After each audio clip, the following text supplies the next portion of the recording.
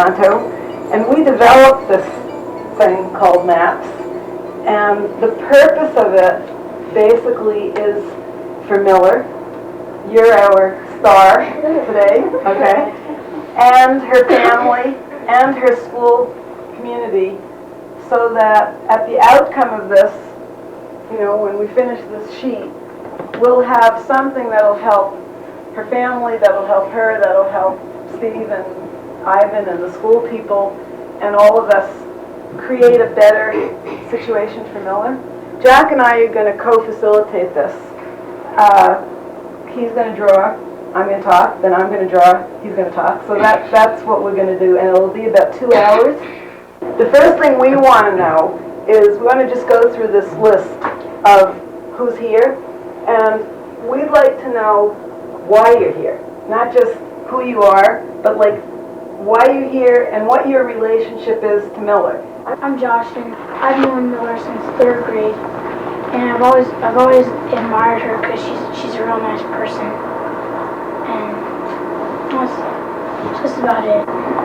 And I'm Amy, and I've known her since 3rd grade, and I'm here because she's going to be a neat person, and I want to know her. I'm Sherry, and I'm the special ed teacher at Niwot Elementary School, and I'm really interested in being here because I really like Miller, and I'd like to know how to get to know her better. That's great, because one of the things about this process is that's really the heart of it, is getting to know who Miller is. And then out of that, we believe the program comes, not vice versa. So that's great. I'm Alex, and I've been in Miller's class 3rd, 5th, and 6th, and I'm here, one reason because I was invited, but also to help Miller learn more and get a better education. I'm Steve, and I'm Miller's teacher this year in 6th grade. I'm excited to be here to learn more about her. It's only been 7 days of school I really have known Miller, other than one time I came to dinner here in the summer. Although I've seen Miller since 3rd grade and known who she was. I like that. So you see this process right now for you as a way to get to know Miller.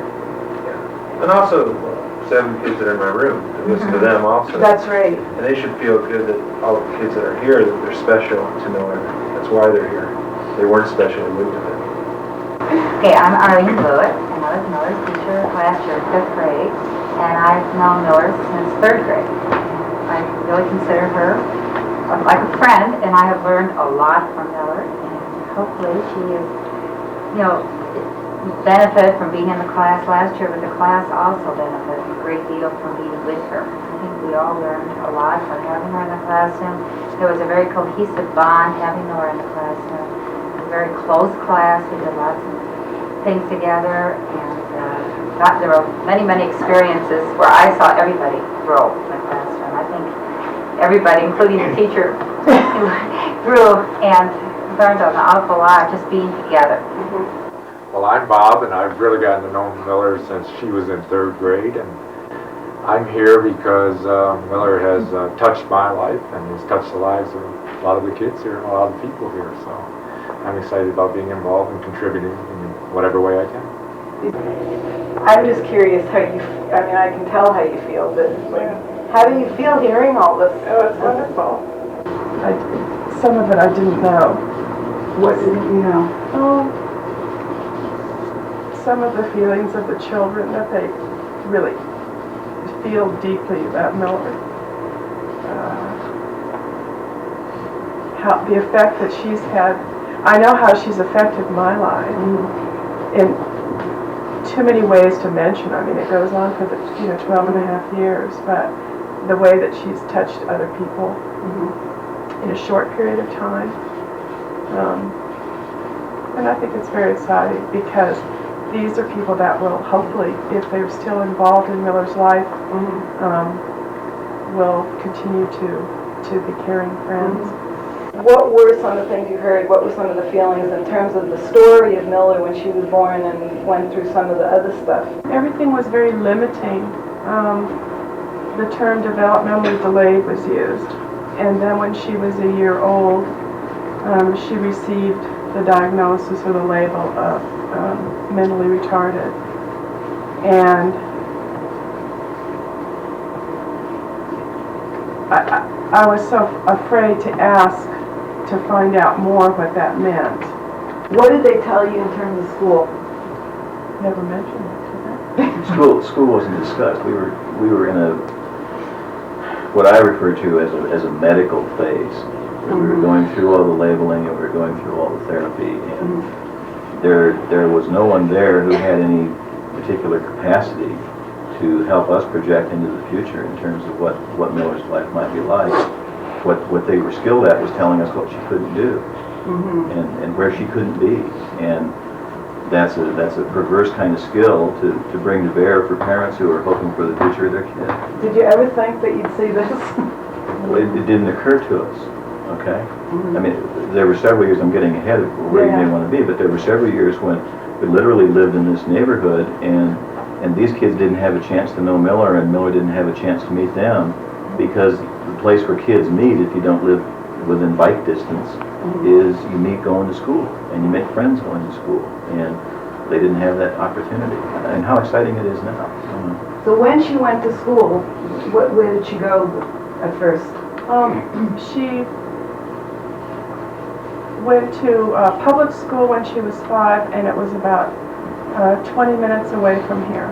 By walking or? No, a big bus picked her up, and she was the only student on it. The bus capacity was like 62 or something. I remember She was seeing the it. only? Yeah, and she had to have assistance getting on the bus because the steps were so high, and she was quite small. And how far is this school where Steve is and the gang, Ivan, now? It's 3 blocks away. Whoa! Wait, I want to hear a little bit of this. How do you think she felt being alone on a bus? Feel left out and wanted, like nobody liked her. Left out, unwanted, and like nobody wants her. That sums up the way I would feel alone on a bus. How did you get from that to this? You know some of this too, like. I certainly know some of the background, having been involved in it. And I think you and Melinda can help add to it, but basically I think Tim and Melinda asked a question. And I think the question is why couldn't Miller go to her neighborhood school? And they wanted Miller to be part of her community or her neighborhood. And so they approached, actually I think the conversation started at her other school, Melinda. And from there, it came to our office and over to Niwot, and then several meetings were held and discussions. And I think the discussions went on for about a year almost. And as a result, we developed a system of supports to try to help make that happen. Or not try, but to make that happen. And it's been an ongoing sort of problem-solving activity because there are challenges with it, like anything new, but I think that as we all can see here, I think that it's been very successful. It's really benefited a lot of people. What did you see, did you see any changes right away when she went from that small stuff to this kind of setting? Like, could you notice? She spoke more. I couldn't understand her because her articulate, but she had more to say. She had things to tell me. She had a more varied day because there were more individuals involved. It was kind of a mix. I can remember she came home one day and she had learned how to say "shut up." That's not something that she had learned at home, but she had learned it from some friends. There was another time when I found her trying to, you know how kids, when you're real young and limber, you could sit on your foot? Right. Well, that's not something that I've taught, nor Melinda, I believe, but Miller learned how to sit on her foot at school. And was very proud as she is now. We started to realize at that point that there were some things that the kids were teaching that we didn't even think to try to teach. And you can argue about how important it was one way or the other, but the fact was Miller was learning some very difficult kinds of things that we never would have thought to try to provide for her. Okay, and we've come up, this is a new question that we added. What's a map? Just think of map. When you think of the word map, what words come to mind? Yeah. Rivers, lakes, mountains. Oh, yes, rivers, lakes, mountains. That's where when I look out the window in Colorado. Good, yes? A direction to go. A direction to go. I did not program this trial. All of your answers are good, but that's perfect. Pardon? Guidelines. Guidelines. The map gives you options. The map gives you information and gives you something on which you can base personal decisions or... Great. That's what a map is. Okay, it's not a fixed formula. It's not a rigid curriculum. In terms of the school, I think it will help you develop a curriculum that's really meaningful. And it really truly is a direction to go in. It's guidelines, it's roads. It will lead us to our destination, which we have to, by the way, decide on. That's the biggest thing. What's the destination? If the destination is limited life, then we should have left her where she was. Obviously, the destination is the community, right? Helps you when you're lost. And by the way, Steve, you will be lost, as well as the family sometimes, and then we come back to the map. Helps you find what you're looking for, hope we'll get there, and options. I really like that. Anybody have any questions? Al? A map also shows you the roadblocks. The Right, the roadblocks. roadblocks. Very good point, Alice. That's a great point. There will be roadblocks. And what happens when you hit a roadblock? And then try another option. Thank you. You just don't stop. You try another option. Great. Now, this is my favorite question. I want to know, not just from Melinda and Tim, but I'm interested in some of you who really know Miller well. Here's Miller. What's your dream for her future? Well, one of the things I've always wanted to see Miller do is when she plays basketball, she's getting really close to hitting the ball into the hoop, and I've always wanted to see her like a basket. She wants you to be a basketball star. Is that it? Okay. Josh? Well, I want Miller to get a good education and to understand life and stuff. And I want her to know what life's about. Okay, put some more, I want you to be, that's great, a little more specific. I think Miller will, when she grows up and gets a job, I think she might be a job helping people like her, because she knows the experience, and she'll help them go through school and make it through, and she'll be like Bob kind of, and work a circle of friends and just help the person. I love it. We can do a full circle of friends. Here's the thing. Bob's going to be her mentor, and we're going to train Miller for Bob's job and to build circles of friends. I love that, Alex. I need to just announce that's not a job to do circle of friends. That's actually the highlight of my week, circle of friends. Is that the highlight? It definitely is the highlight. Yeah, me too. Miller, do you like what they're saying? Yeah. Yeah, what job would you like? Did you like the office job, or working with kids, or being Bob Rogo? Miller, I think that's great. I'm curious what your parents think of this, or if they ever thought of it. Melinda, are you in shock again? This is great. I see Miller as being such a people person. I've always thought she'd make a wonderful hostess in a restaurant. It's just fun to listen to other people think about her future. Now, the hard question that I want to ask, which really is the hard question, which I think is also the heart of the matter, is the nightmare. And I need to hear it from everybody. And I know it's hard, but I want to spend 5 minutes on it. What's your nightmare as a parent? That I'm going to die before Miller, and I won't be able to take care of her.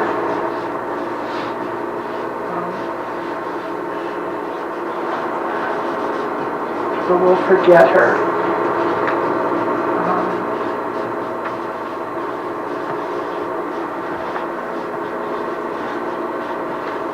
I think there's a sense of discovery for us as parents still going through seeing the friendships that Miller has with the kids who are here, some kids who couldn't be here.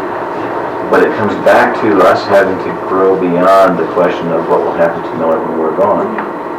And you can imagine a variety of different ugly scenarios that you don't want to happen.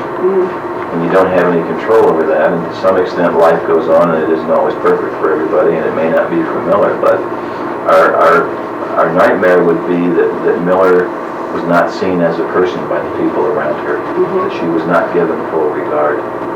And in any way that happens, whether it's severe or mild, it means that it compromises her, and that's what would bother us terribly. Josh? I think the nightmare would be that Miller was stop being loved by people that she worked around and lived around. Like when she gets older, I think it'd be a real nightmare. It's a community would love her or anything.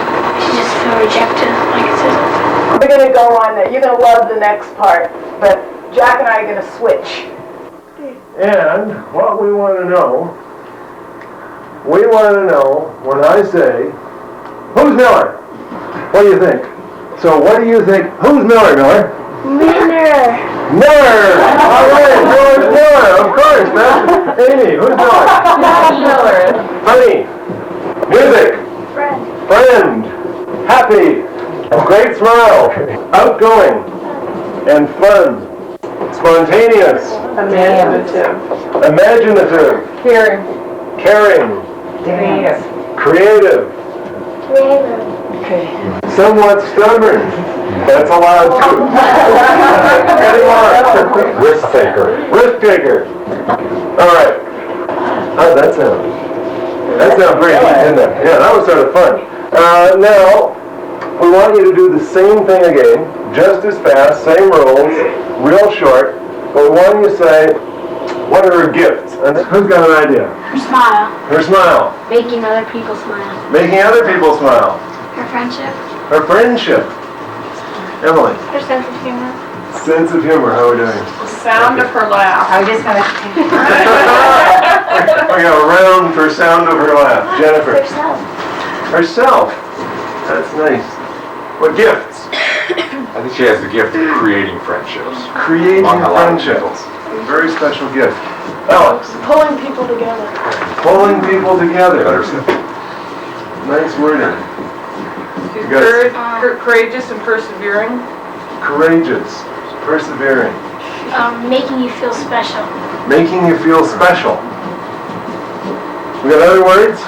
This doesn't have to... She cares. She cares. Any more? Jack, I don't think you heard Arlene's. Warmth. Okay. Any closure there? Hey, Miller, what do you think about all those words? That's what everybody thinks you've got. That's sort of neat? Yeah, right, you're the star. All right. High five. All right. Yeah. This is good stuff. Okay, now we're going to do another switch. This one's going to take maybe a little bit longer, but not very long.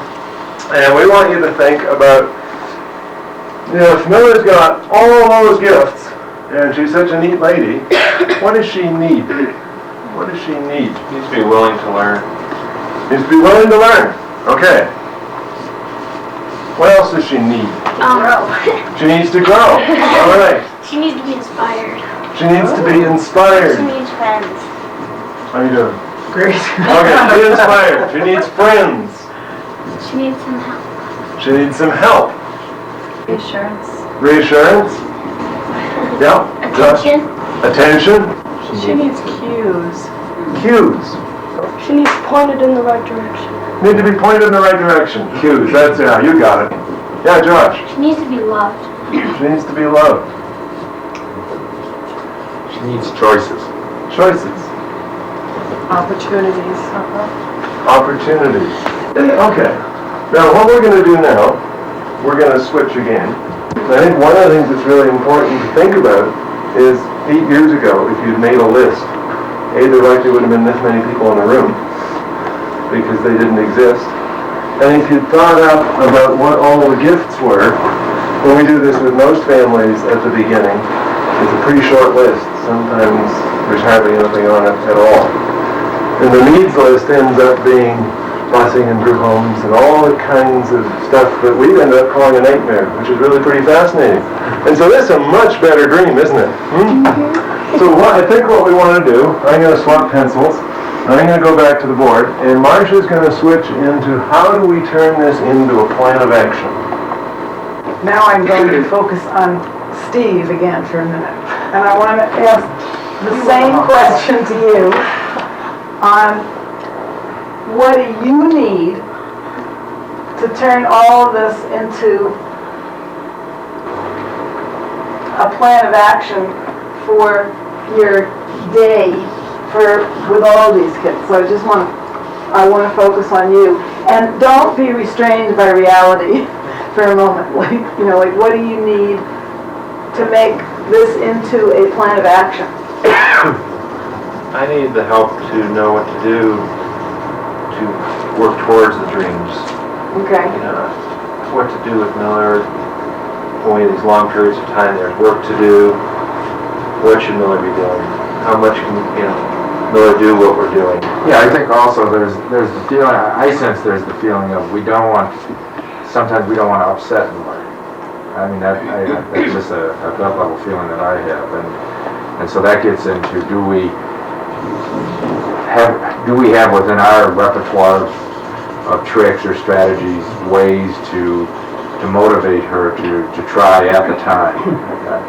I think because Miller, sometimes when she gets upset, she can be somewhat difficult or disruptive, and I think Not unlike her parents.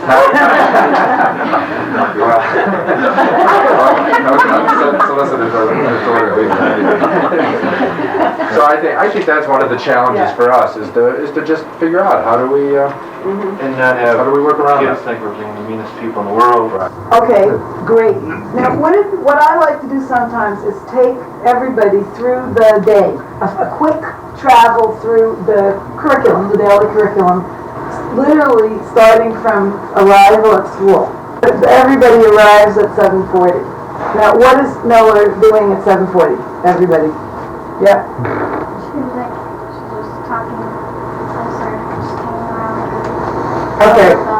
And that's pretty comfortable? She's hanging around, talking to people? Okay, great. Next? Comes in class, we start, lunch count attendance. This morning we would have had social studies. That's about 7:50. Okay.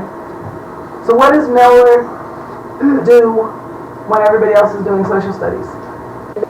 When you're studying what is it, American history? American history, Did you say- 1812. Okay, American history, 1812. What could Miller be doing at that time that's relevant to that stuff? Good.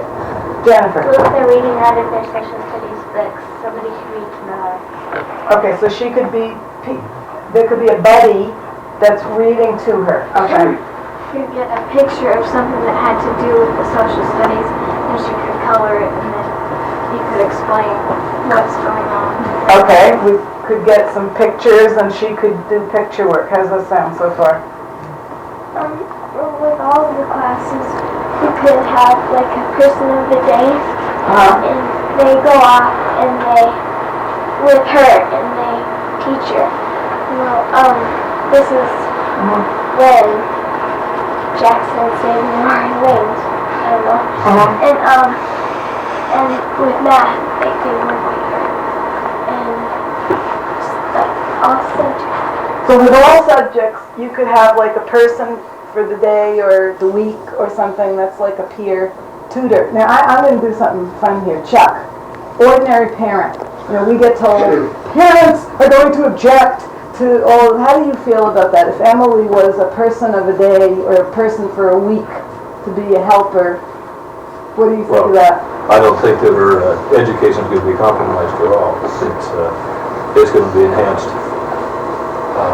And I think the more involvement Emily or any of the other kids have one-on-one teaching Miller is going to be great. That will certainly, I think, enhance their understanding of the subject. Well, I'll tell you that one of the best kept secrets in education, but we know it from the literature, is that the kid that's the tutor learns as much as the 2T. And there's heavy-duty research to back that one up, right, Bob? Yes, I would agree. Right? Okay, so how could we either make it more interesting or think of some creative ways to deal with that? But by the way, the adults are free to join in here. Well, maybe we could have somebody sit with her, and we are doing this with reading, and we have a card that says something and then has a picture on it, and when that thing gets mentioned or something, she could point to the card or hold it up or something. Okay, how would this sound? What would you think of getting some volunteers to work with you or to come up on their own to modify the social studies curriculum for Miller? Sure. See, what I'm trying to do, and you seem open to it, is what I've learned as a teacher is to really utilize the kids. Susan? If she gets interested in social studies, you could associate the learning with something she likes to do. Like maybe you could get a tape of a song that is telling you about the social studies, and she'll listen to it because I know she can memorize some songs and stuff. Okay, so what I would do, see Bob, that's what Studies rap. that's what I would do, is sit with you, Steve, and your kids, and come up with curriculum modification stuff. But when we do this, boy, do we come up with a curriculum that's fun and exciting. Okay, so that's social studies. Let's move on from social studies. I mean, you're going to do a lot of this after this, but this gets you started. What's next? After that would be language. What happens during what do you do, Emily? Well, right now we're doing, well, I guess that's language Interviews. interviews. Tell me a little more about this interview stuff. They were picking a partner, interviewing each other, and writing a short profile of the other person. Okay, so what would you do with Miller? At the time, she was with 2 other kids. And we were hoping that they'd be able to interview with her and work with her. Great. But the hard part is that she may stay with them for a minute, or she may not go to them for 10 minutes. It's an observation that I've made over the course of a couple of years of watching Miller and listening to her, is that when Miller does wander off, in some ways I'm not sure that's totally boredom.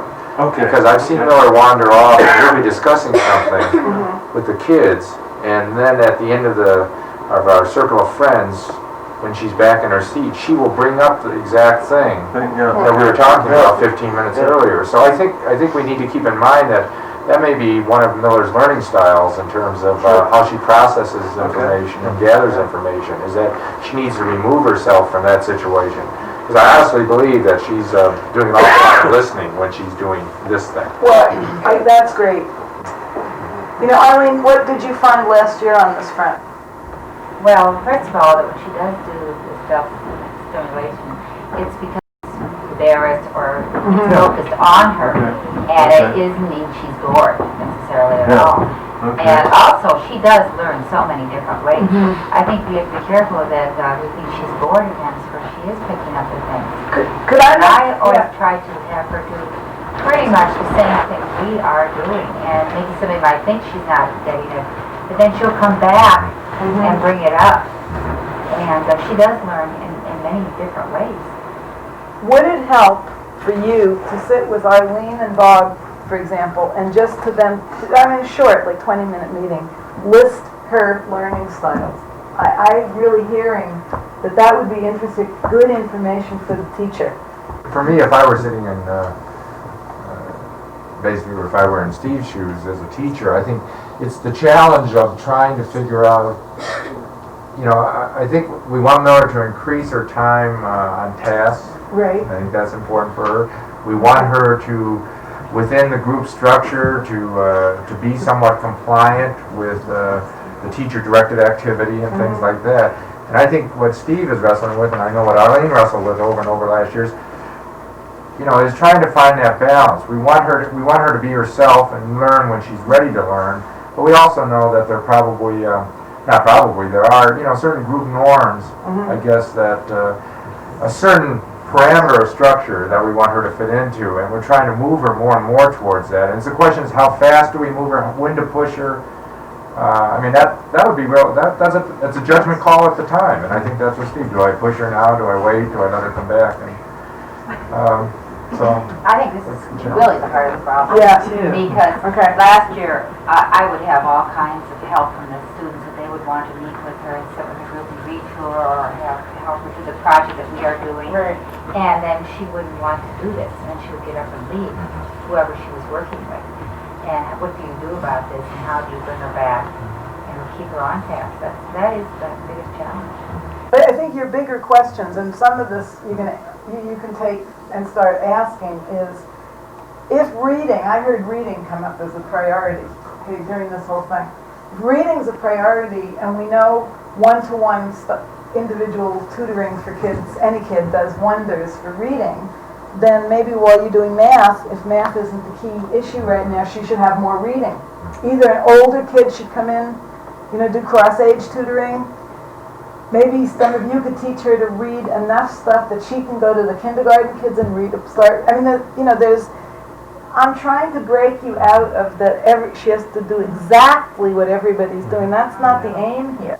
we have a structure for doing some problem solving. The problem is it's somewhat time limited, and I think we just need to, arrange some times with Steve and some of the other people, adults that have contact with her, and facilitate a little more time for planning. And I think we can do that. But all the planning should be kept in the larger context of that's why we do this. So that the planning doesn't come from us, but comes from a context. Now, you keep talking about Circle of Friends, and do 5 minutes of how you built that, how it's kept going. We offered the kids the opportunity to get together in Miller's class, but we also gave them the option if they didn't want to be there to participate. They had that option to leave, and all the kids stayed. And we spent, I can't remember exactly when we started with last year's class, but I think it was fairly early in the fall. And we spent a year of getting to know each other and getting to know Miller better. But I think it's already been brought up before. The importance of that is that it enables us to really get to know each other as people, and that to me is a real powerful, just a powerful situation. What we did is we would often ask, what can we celebrate about Miller's Week? And then what are some needs? And then we would do some brainstorming, just like we're doing today, around how we can address those needs. And then what was interesting is that I found that was interesting is that the kids starting to talk about some of their needs, the other kids, and we got into issues about older siblings and younger siblings.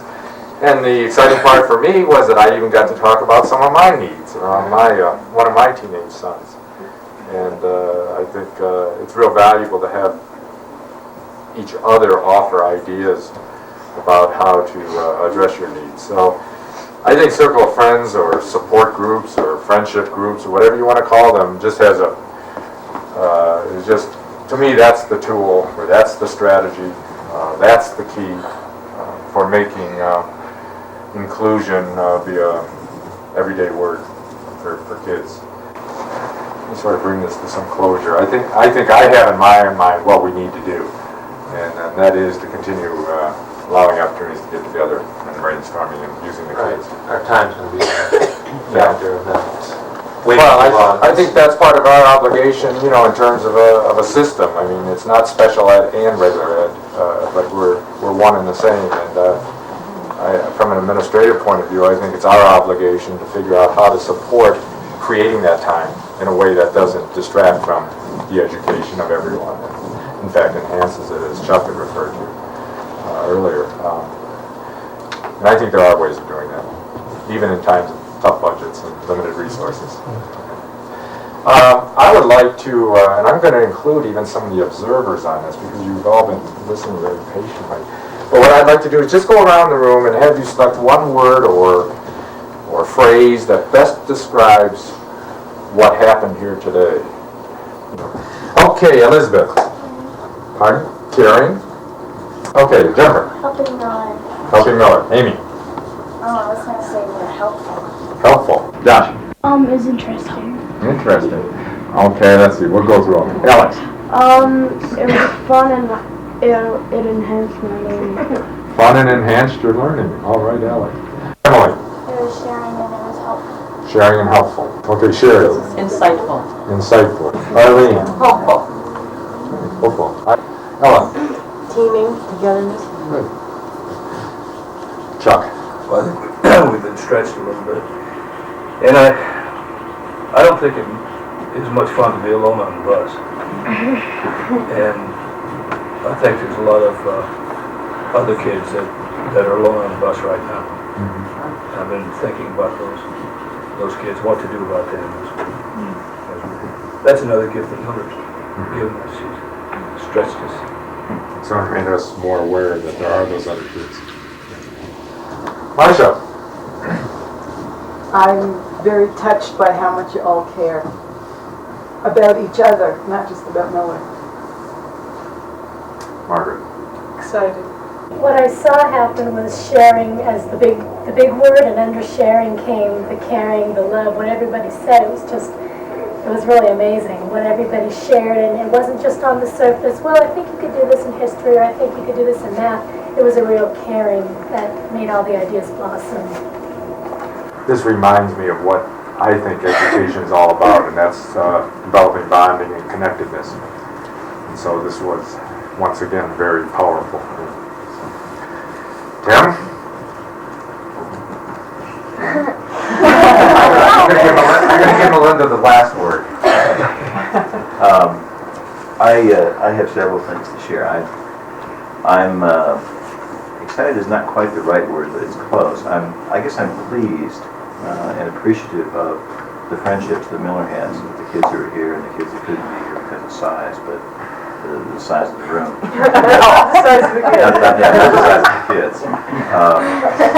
I just think it's exciting, you guys, and I want you to know that.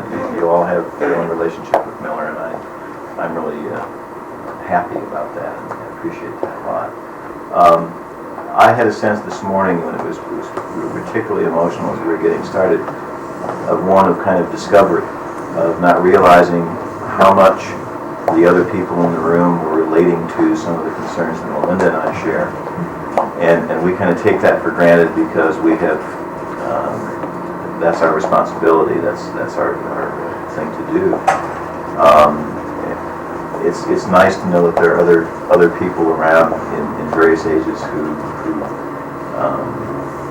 are interested in the same things that we think are so important, and in particular in caring about Miller.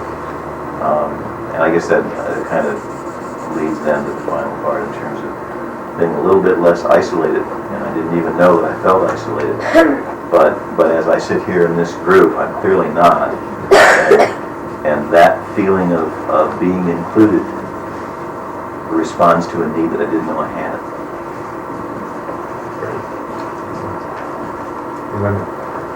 Oh, well, it's overwhelming. There's so many layers. There's so much going on. And to have it be, for today, pointed or directed towards Miller is really exciting. And the benefit that everybody gets from a morning like this is wonderful too. I think Miller is most fortunate to have all these caring people in her life. And I think it's terribly exciting. And like Tim was saying, feeling isolated. I always thought I was the only one. But Tim, that's not the case. And I thank all of you for your caring and for your thoughtfulness, for involvement.